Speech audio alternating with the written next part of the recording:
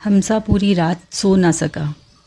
بار بار جلیل مرزا کے الفاظ اس کے کانوں میں گونجتے رہے۔ اگلی صبح وہ حویلی پہنچا تو گلنار صحن میں خاموش بیٹھی تھی۔ اس کے سامنے چائے کا کپ رکھا تھا مگر وہ ٹھنڈا ہو چکا تھا۔ حمزہ نے آہستہ سے اس کے قریب بیٹھتے ہوئے کہا، اگر تم مجھ پر اعتماد کرتی ہو تو مجھے سچ بتا دو۔ میں وعدہ کرتا ہوں تمہارا ماضی سن کر میری نظر میں تمہاری عزت کم نہیں ہوگی۔ گلنار نے گہرا سانس لیا۔ اس کی آنکھیں نم ہو چکی تھیں۔ چند لمحے خاموش رہنے کے بعد وہ بولی، آج سے 5 سال پہلے میرے والد شدید بیمار تھے۔ ان کے علاج کے لیے میرے پاس کچھ بھی نہیں بچا تھا۔ اسی وقت جلیل مرزا نے مدد کی پیشکش کی۔ اس نے کہا وہ علاج کا سارا خرچ اٹھا لے گا مگر بدلے میں مجھے اپنی ثقافتی محفلوں میں گانا ہوگا۔ میں نے صرف اپنے والد کی جان بچانے کے لیے یہ شرط قبول کی، مگر والد چند ہی دن میں دنیا سے چلے گئے۔ ان کی وفات کے بعد جلیل مرزا نے لوگوں میں یہ افواہ پھیلا دی کہ میں نے دولت کے لیے عزت بیچ دی ہے۔ میں جتنا اپنی صفائی دیتی، لوگ اتنا ہی مجھ پر یقین کرنے کی بجائے اس کی بات مان لیتے۔ حمزہ خاموشی سے سب سنتا رہا۔ اس کے دل میں گلنار کے لیے عزت پہلے سے بھی بڑھ گئی تھی۔ اس نے کہا، قصور تمہارا نہیں، اس شخص کا ہے جس نے تمہاری مجبوری کا فائدہ اٹھایا۔ اب وقت آ گیا ہے کہ سچ سب کے سامنے آئے۔ اسی شام جلیل مرزا دوبارہ حویلی پہنچا۔ اس نے گلنار کو دھمکی دی، اگر تم نے حمزہ سے تعلق ختم نہیں کیا تو میں پورے شہر میں تمہارے خلاف وہ کہانیاں پھیلا دوں گا جس کے بعد تم کہیں منہ دکھانے کے قابل نہیں رہو گی۔ اس سے پہلے کہ گلنار کچھ کہتی، حمزہ سامنے آ گیا۔ اس نے مضبوط لہجے میں کہا، جھوٹ زیادہ دیر تک سچ نہیں بن سکتا۔ آپ برسوں سے ایک بے گناہ عورت کی زندگی برباد کرتے رہے ہیں مگر اب ایسا نہیں ہوگا۔ جلیل مرزا ہنسنے لگے۔ ثبوت ہے تمہارے پاس؟ حمزہ نے اپنی جیب سے ایک پرانا لفافہ نکالا۔ جی ہاں، ثبوت بھی ہے اور گواہ بھی۔ اصل میں سکینہ بی بی نے برسوں پہلے وہ تمام رسیدیں، علاج کے کاغذات اور جلیل مرزا کے دستخط والے معاہدے سنبھال کر رکھ لیے تھے۔ وہ جانتی تھیں کہ ایک دن سچ ضرور سامنے آئے گا۔ حمزہ نے ایک وکیل کی مدد سے وہ تمام دستاویز اکٹھی کر لی تھیں۔ چند دن بعد معاملہ عدالت تک پہنچ گیا۔ شہر کے اخبارات میں خبر چھپ گئی۔ لوگوں کو پہلی بار معلوم ہوا کہ گلنار نے کبھی دولت یا شہرت کے لیے محفلیں نہیں سجائیں، بلکہ اپنے بیمار والد کی جان بچانے کی کوشش میں ایک طاقتور شخص کے جال میں پھنس گئی تھی۔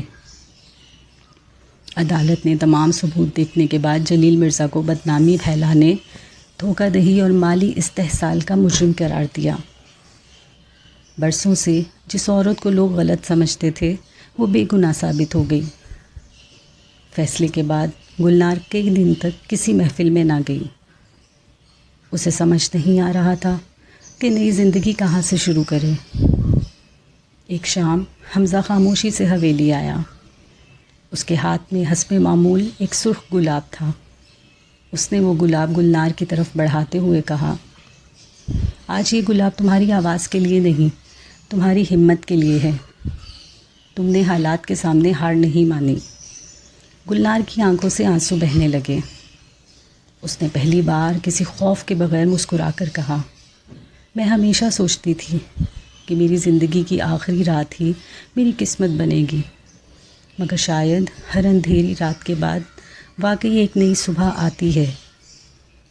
6 ماہ بعد پرانے لاہور میں ایک نئی عمارت کا افتتاح ہوا۔ اس کے دروازے پر ایک تختی لگی تھی جس پر لکھا تھا، مرکز موسیقی ادب، استاد رحمت علی کی یاد میں۔ یہ وہی خواب تھا جو گلنار کے والد دیکھا کرتے تھے۔ اب وہاں غریب بچوں کو مفت موسیقی، شاعری اور ادب سکھایا جاتا تھا۔ گلنار اپنی آواز سے نئی نسل کو فن سکھاتی، جبکہ حمزہ انتظام سنبھالتا اور کتابوں کی محفلیں منعقد کرتا۔ افتتاح کے دن سکینہ بی بی نے مسکراتے ہوئے گلنار سے کہا، بیٹی، میں نے تم سے برسوں پہلے کہا تھا کہ دل کے راز ہمیشہ چھپے نہیں رہتے. دیکھو آج سچ نے تمہیں وہ عزت واپس دلوائی ہے جو دنیا نے تم سے چھین لی تھی.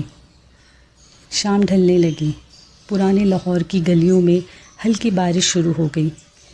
گلنار عمارت کی بالکنی میں کھڑی بارش کو دیکھ رہی تھی. حمزہ اس کے پاس آیا اور ہمیشہ کی طرح ایک سرخ گلاب اس کے ہاتھ میں رکھ دیا. گلنار نے مسکرا کر پوچھا، تم ہر بار گلاب ہی کیوں لاتے ہو؟ حمزہ نے آسمان کی طرف دیکھتے ہوئے جواب دیا، کیونکہ گلاب کی خوشبو کی طرح سچی عزت بھی کبھی ختم نہیں ہوتی. لوگ اسے کچھ دیر کے لیے مٹی میں دبا تو سکتے ہیں، مگر ایک دن وہ پھر مہک اٹھتی ہے. گلنار نے خاموشی سے گلاب کو اپنے سینے سے لگا لیا.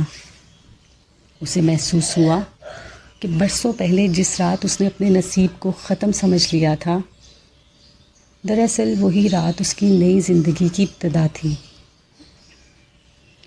پرانے لاہور کی گلیوں میں آج بھی لوگ اس عمارت کے پاس سے گزرتے ہوئے ایک بات ضرور کہتے ہیں،